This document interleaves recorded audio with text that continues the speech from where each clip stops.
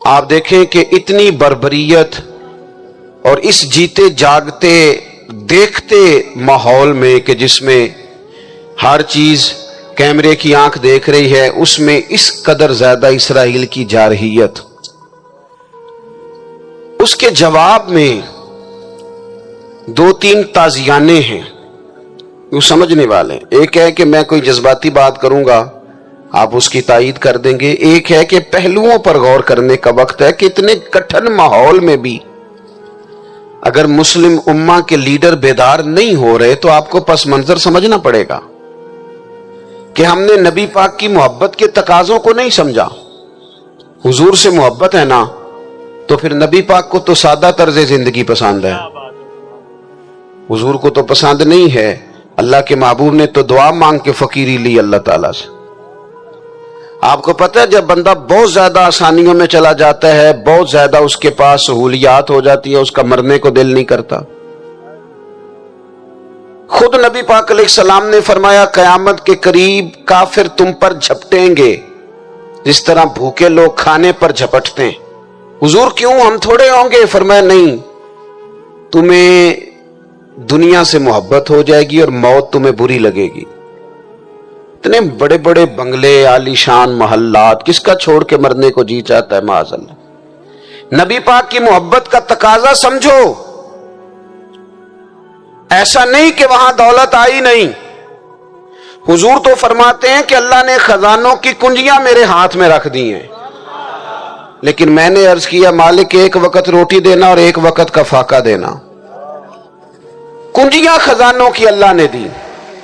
جب تک آپ اپنا طرز زندگی، یہ جو بہت دنیا کا پیار ہے نا، بہت زیادہ مرنے کی ہرس، یہ بہت زیادہ جینے کی ہرس، تو اللہ تعالیٰ نے قرآن پاک میں یہودیوں کا طریقہ بیان کیا کہ وہ کبھی مرنے کی تمنا نہیں کریں گے کیونکہ جینے کی ہرس رکھتے ہیں۔ نبی پاک علیہ السلام کے غلاموں، طرز زندگی جب تک سادہ نہیں ہوتا اور جب تک یہ دنیا کے جھمیلوں سے کسی کو دولت دے کر پیچھے کر دیا جاتا ہے، کسی کو عہدہ دے کر چپ کرا دیا جاتا ہے، کسی کو اقتدار دے کر چپ کرا دیا جاتا ہے، رسول اللہ صلی اللہ علیہ وسلم کے سچے غلام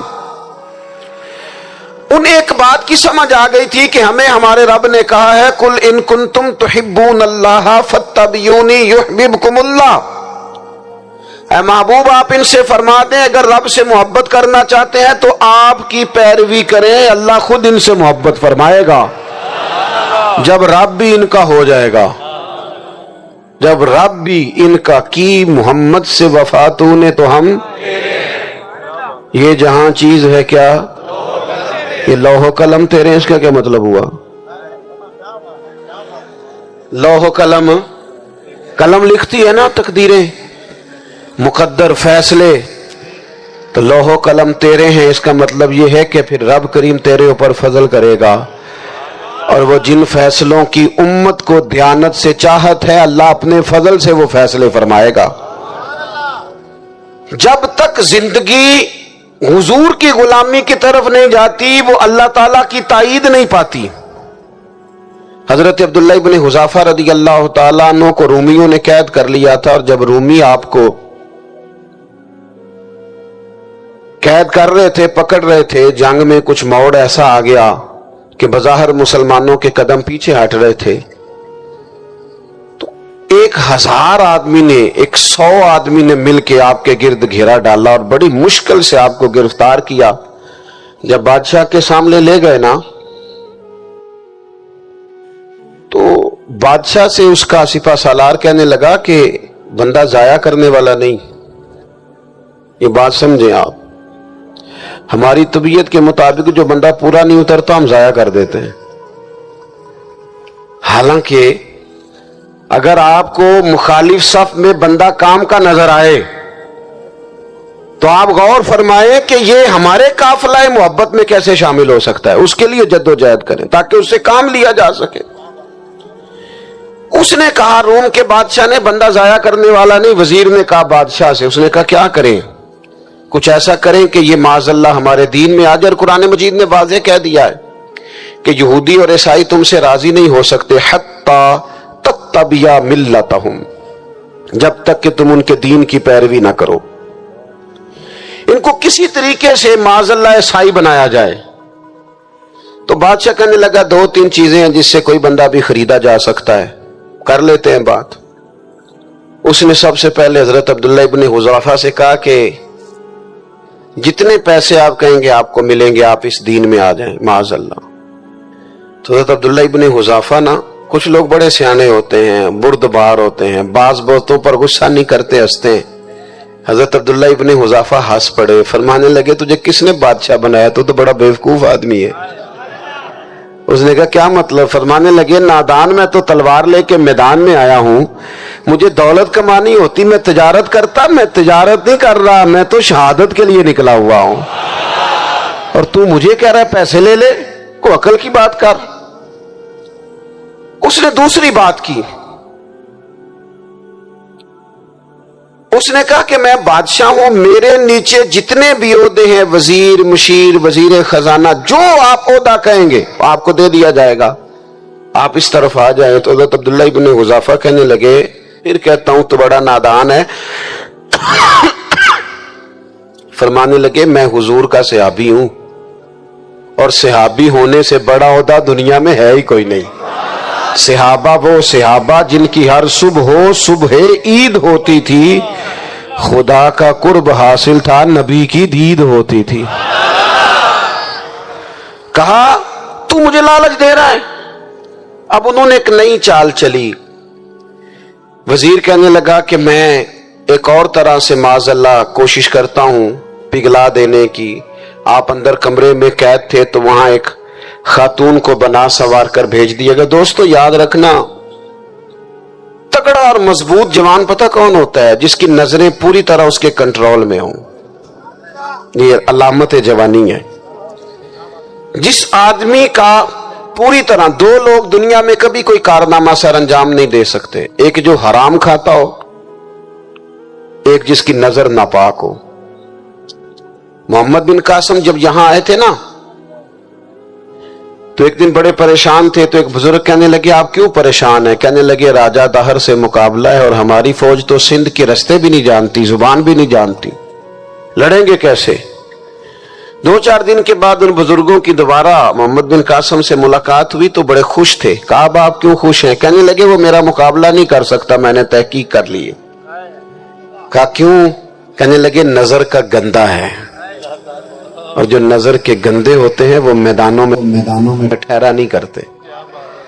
मैदान के लिए निकलने के लिए पाक जवानी की जरूरत होती, ततहीर मिजाज होना जरूरी होता है, पाकीज़ा अफकार और सच्ची और सुच्ची सुथरी सोचों का होना जरूरी होता है।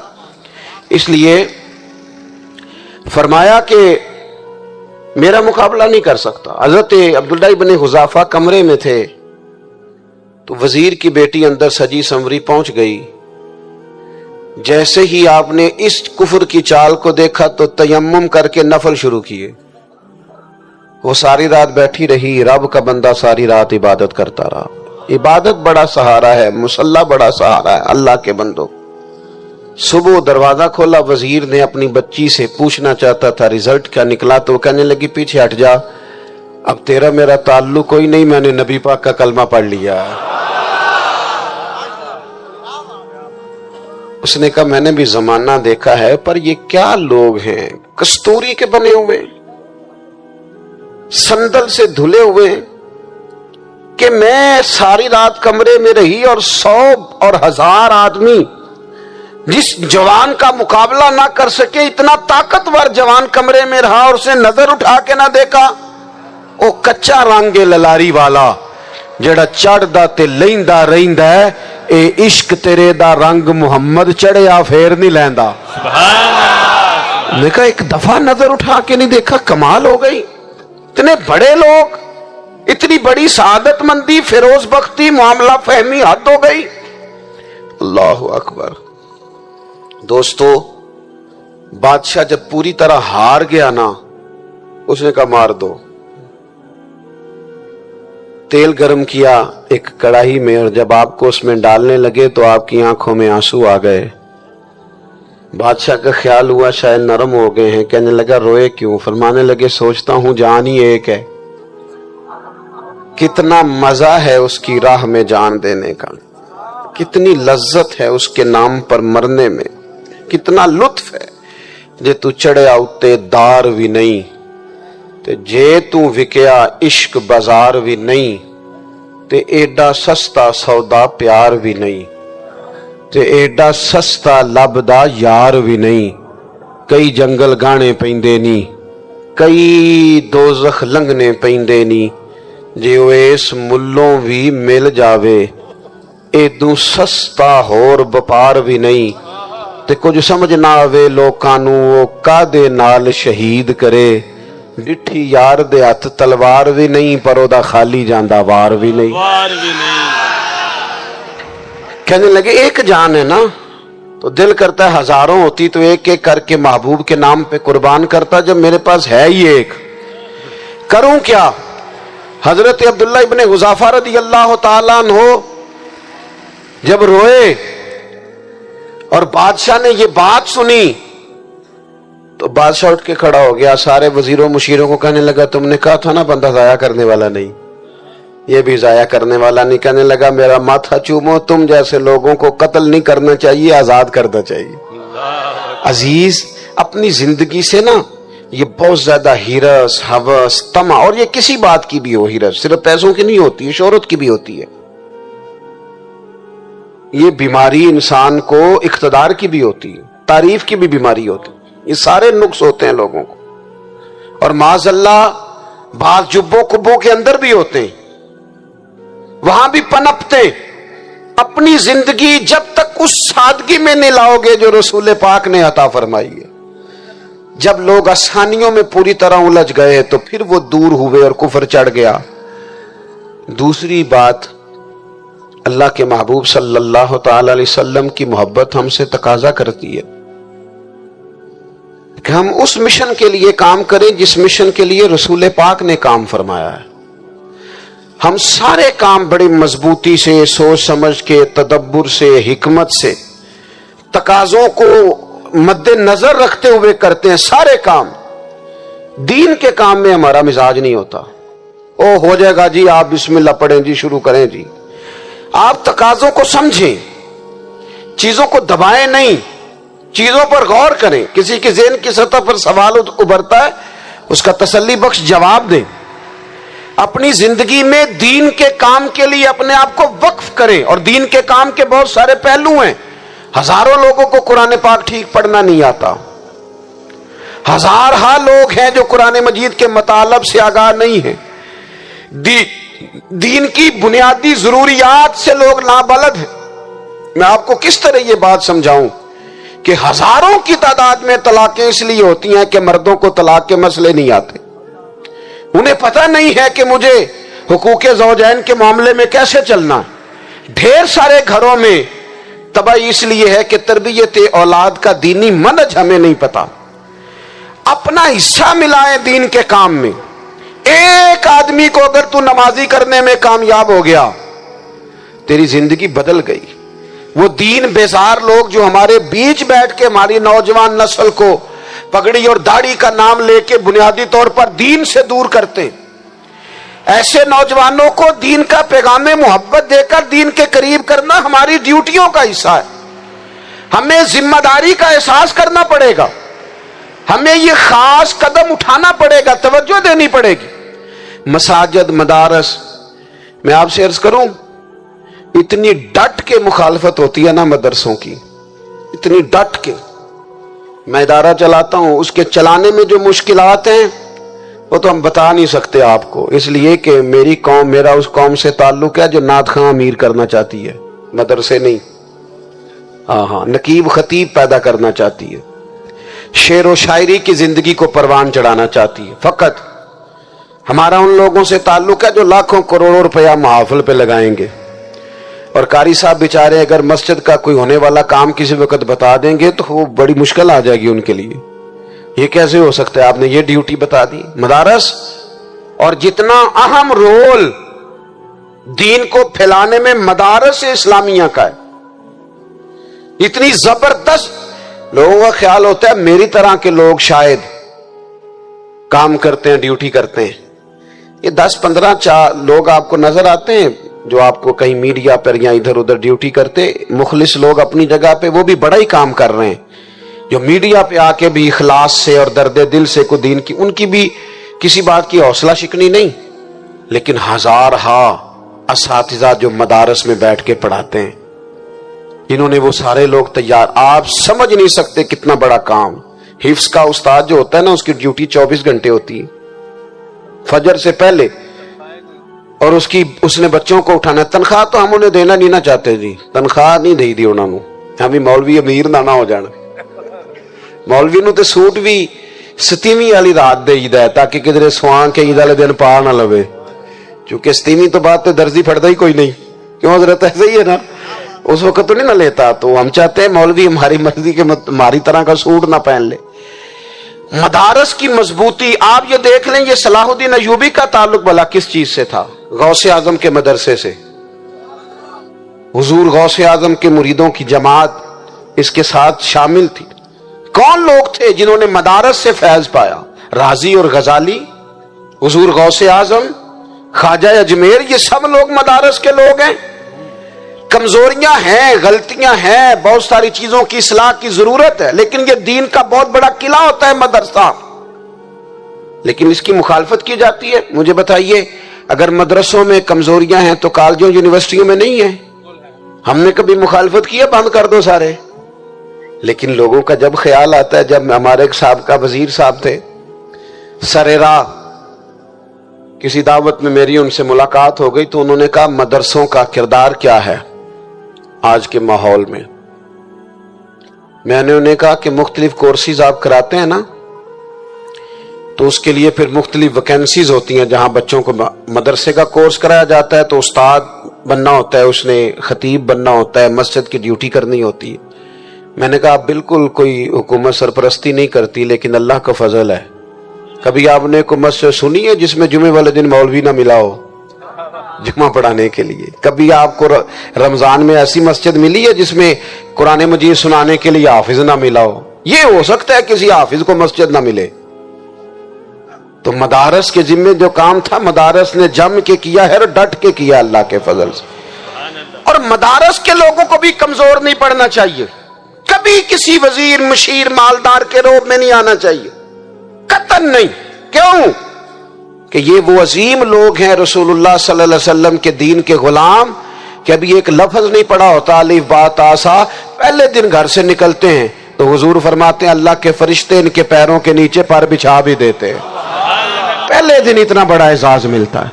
تو حضور کی محبت کا تقاضا ہے, دین کا کوئی کام کیا جائے. ایک خاتون مسجد نبوی شریف میں جھاڑو دیتی تھی, پر کوئی کام تو کرتی تھی نا.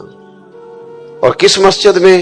جہاں 70,000 فرشتے صبح آتے ہیں 70 شام آتے ہیں, اس مسجد میں وہ خاتون جھاڑو دیتی تھی. بخاری ہے, جب ان کا انتقال ہو گیا صحابہ نے سوچا کہ حضور کو تکلیف ہوگی, بغیر بتائے جنازہ پڑھ دیا.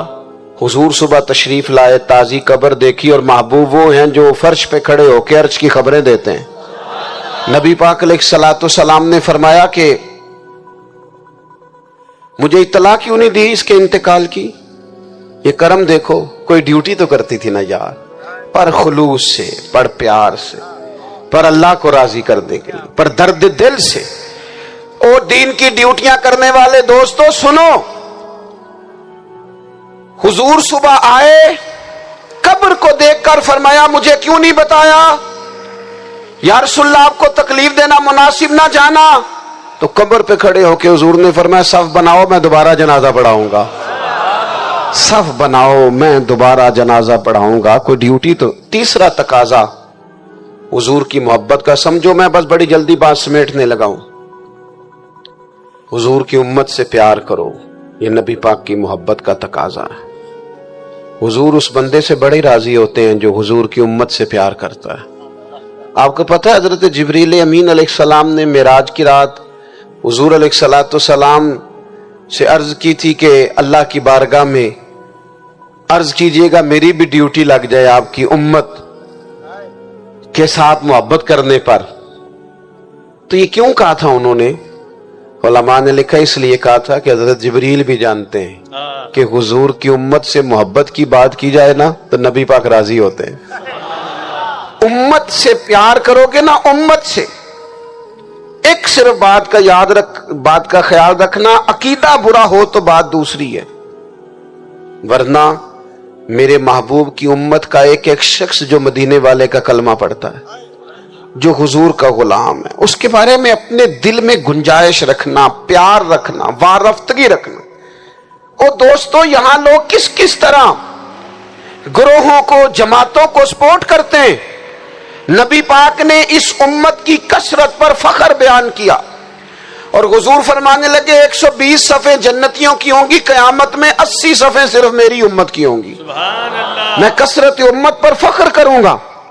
इन लोगों से प्यार करना है, इनके दुख दर्द को समझना है। पता है आज क्या होता है? आज हमें ना मुख्तलिफ छोटे छोटे मुल्कों में बांट दिया गया, तो हम किसी दूसरे मुसलमान भाई का दर्द नहीं महसूस करते। तो हम घरों में नहीं महसूस करते। पड़ोसी पर जुल्म हो रहा हो तो हम कहने पुत्र साडा नहीं मसला, यहूदा मसला है, तेनू की लगे।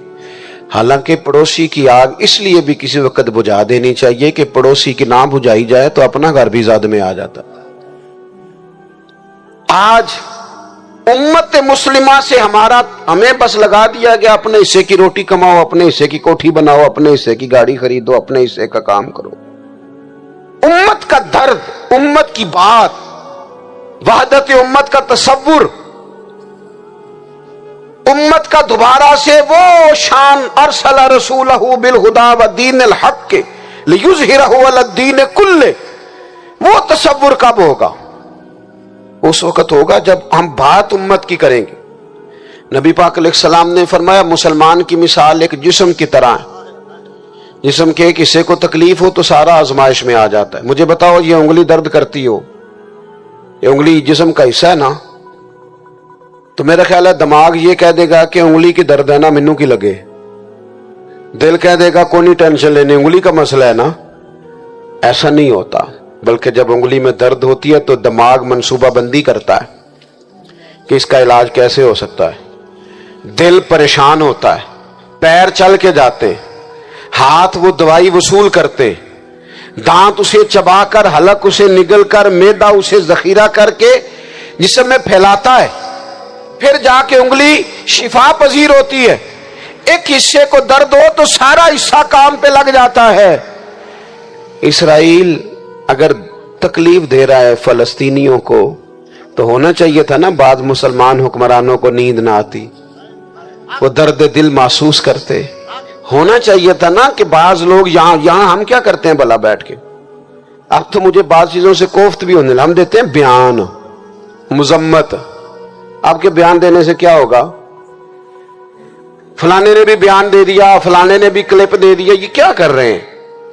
ये तो आप जिंदा रहना चाहते हैं। वो जिस तरह आजकल हमारे यहां बहुत सारी चूंकि जमातें, तो कश्मीर डे आता है ना, तो मिल के रैली नहीं निकाली जा सकती, सवाल नहीं पैदा होता, क्योंकि हमें जमातों को जिंदा रखना है। इस जमात की खबर अलग लगनी चाहिए, इस जमात की खबर अलग, तो ऐसे कोई इनकलाब आएगा। याद रखना, उम्मत को पूरी को एक ताकतवर आवाज बनना पड़ेगा। हमें थोड़ा थोड़ा ऊपर उठ के सोचना पड़ेगा।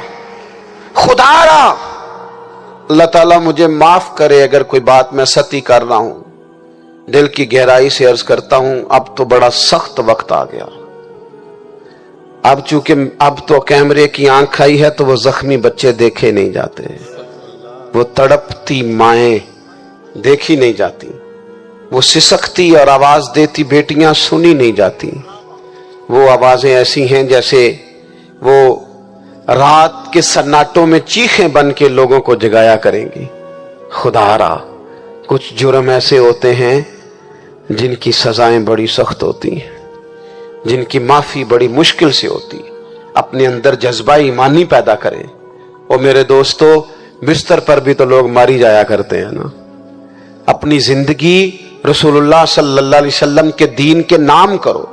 जज्बा जिहाद, शौक शहादत और इश्क रसूल, یہ عناصر ہیں جو امت مسلمہ کو پیروں پر کھڑا کریں گے۔ 2 منٹ کے لیے سوچو، امت اگر اسی طرح کٹتی رہی، پریشان رہی، دکھتی رہی، اور باری باری کر کے، اقبال نے کیا کہا تھا؟ اس نے کہا تھا وطنوں میں، انہوں نے کہا تھا کہ ان تازہ خداؤں میں بڑا سب سے وطن ہے، جو پیرہن اس کا ہے وہ مذہب کا کفن ہے۔ تو اقبال ہم کیا کریں؟ کہنے لگے بازو تیرا توحید کی قوت سے قوی ہے، اسلام تیرا دیس ہے، کیونکہ تو مصطفی ہے۔ تو بحیثیت مسلمان سوچنا شروع کر، بحیثیت مسلمان، اور یوں تو سید بھی ہو، مرزا بھی ہو، افغان بھی ہو، تم سبھی کچھ ہو، بتاؤ کہ مسلمان بھی ہو۔ تمہارے اندر کہیں سے کوئی مومن بھی بولتا ہے کہ نہیں؟ علاقائی تعصبات اور ملکی سرحدوں میں قید ہو جانے والوں، تم ایک نبی کی امت ہو۔ کیوں نہیں سمجھتے کہ جب کشمیر کی بیٹی روتی ہے تو مدینے والے محبوب پاک علیہ السلام کی امت کی بیٹی روتی ہے، جب فلسطین کی بیٹی روتی ہے تو امت کی بیٹیاں روتی۔ خدا را کچھ درد دل اپنی طبیعت میں پیدا کریں۔ میں حکمرانوں کی بات نہیں کرتا، میں تو عام لوگوں سے ایسے تبصرے سنتا ہوں جو نہیں کرنے چاہیے۔ وہ نہیں جی نہیں، دوسرا رخ بھی دیکھو، عام آدمی اٹھ کے، عام لوگ بھی یہ خطرناک سوچیں اور ان سے خوفناک نتائج برآمد ہوں گے۔ تو 3 باتیں میں نے آپ کی خدمت میں عرض کی ہیں۔ ایک تو کوشش کریں اپنی زندگی کے اندر کہ زندگی کو سادہ کریں، پیسہ ضرور کمائیں لیکن پیسے سے پیار نہ کرو، پیار تو مدینے والے رسول سے کرنا۔ دولت، ہرس، ہوس، طمع، ان سے باہر آؤ۔ اور دوسری گزارش آپ کی خدمت میں یہ عرض کی ہے، کچھ نہ کچھ دین کا کام، اور اس میں بھی شہرتوں سے بچتے ہوئے، تصویروں سے بچتے ہوئے۔